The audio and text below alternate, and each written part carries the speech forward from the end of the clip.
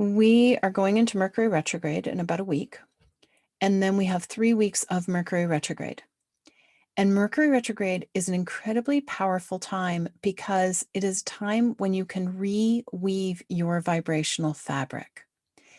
And so if you imagine that you've got a blueprint or a fabric or a platform, and you take the time during Mercury retrograde to infuse that foundation, that fabric, those grids with high vibrations, with strength, with courage, with resilience, with flow, with divine timing, with balance, with discernment, with compassion, with kindness, with humor, with joy, with pleasure, then you are creating a situation where for the next 3 months after Mercury retrograde, you are living at a higher vibrational rate.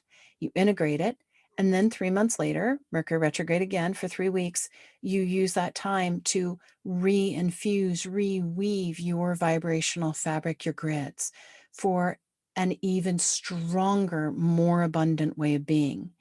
And then within a year, 2 years, 3 years, you have taken 3 weeks every 3 months to recalibrate the vibrational fabric that supports you, around you, within you, and you are living this incredibly abundant, supported, protected life because you were conscious of using the energy coming onto the planet to reweave, rework, reinfuse.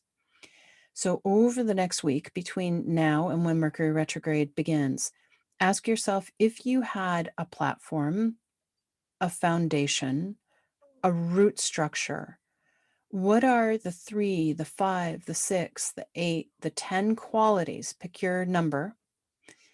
What are the qualities that you want to have in your root structure, in your foundation? Do you want strength? Do you want purity? Do you want consistency, like a consistent whoo, whoo, so that your resources don't ebb and flow, right? Like no resources for 5 years, lots of resources for a year, no resources for 5 years. Like that's not consistent. So what kind of energy do you want in your foundation?